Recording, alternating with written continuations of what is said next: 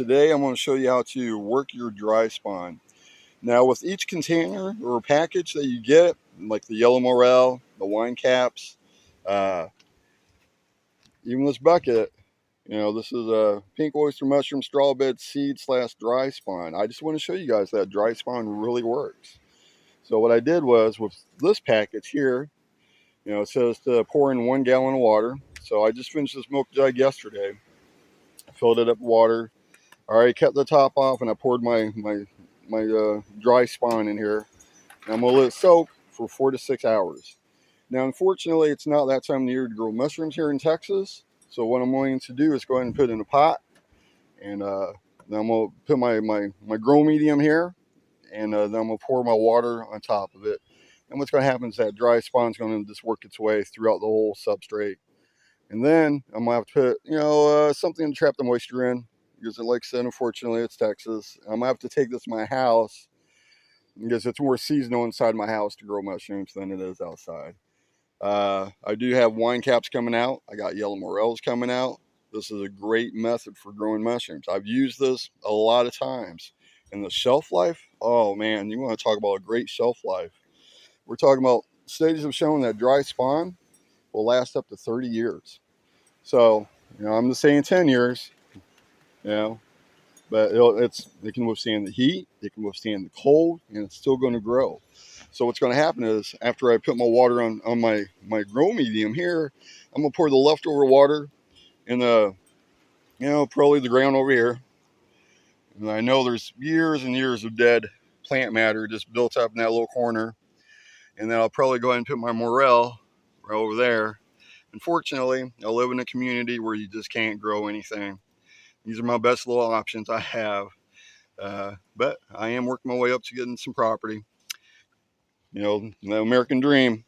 All right, I'm going to let this soak for 4 to 6 hours and finish it up. Okay, guys, it's been a little over 4 hours since I've let this thing soak. Give it one more last shake. Yeah, make sure it's good and mixed. And I'm going to go ahead and pour this on. The reason why I knew to do this or check into this was because when I was a kid, my grandpa, we always go hunting for mushrooms in the woods up north. I'm down south. And every time we come back with we always come back with a lot of morel mushrooms. And he would always take 1 or 2 morel mushrooms. He would put it into a blender, and then he would just blend it up. He'd pour it into a 5-gallon bucket of water. And by the next day, we'd go out walking through the woods, and he'd take a cup of water or a cup, and he would just scoop the water and just kind of spread it through the woods, in random areas.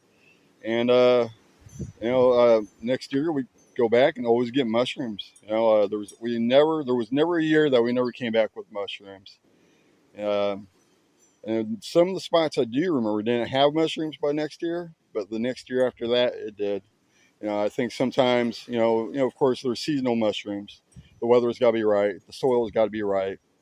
And I imagine sometimes, it takes a little time to get established before it's ready to fruit by the next year. But it worked. And I never knew, the old timers, they just knew what they were doing. They really did.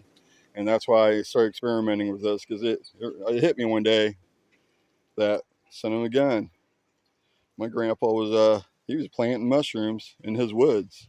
You could literally turn your woods into a mushroom forest if you really wanted to. All right, see how it's draining? Now this is kind of like, how you would just pour it out in the woods. And it's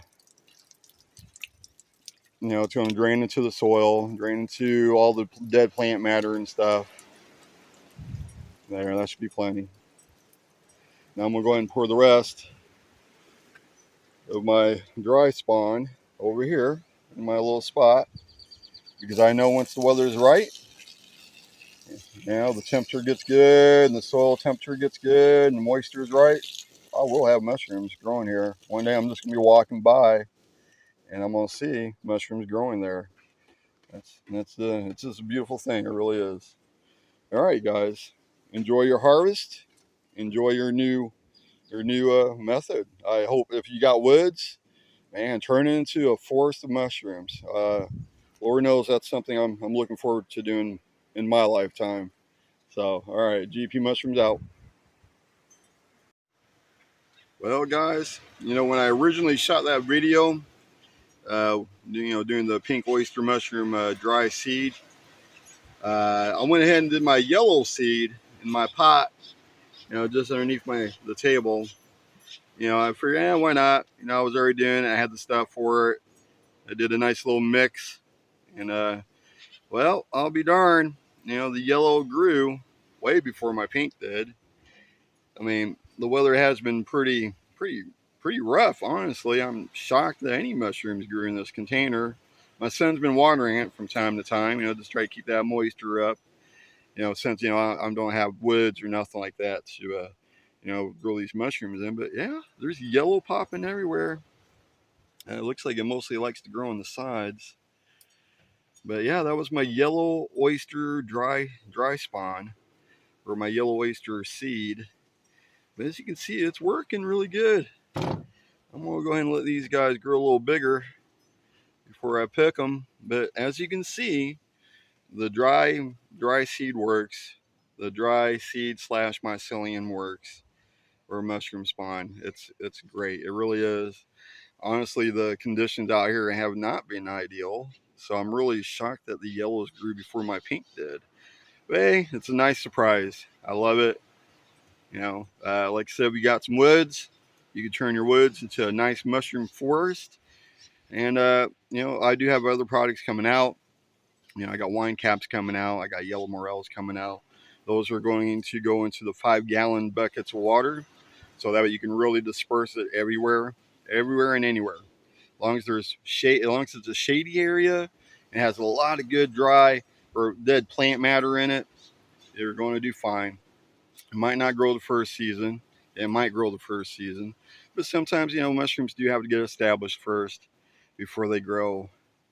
And I'm just really shocked this grew. I live in South Texas. Well, it's a nice surprise. I'm definitely going to let these grow a little bigger. I'm not going to disturb them yet. But yeah. Well, anyways, enjoy your journey, guys.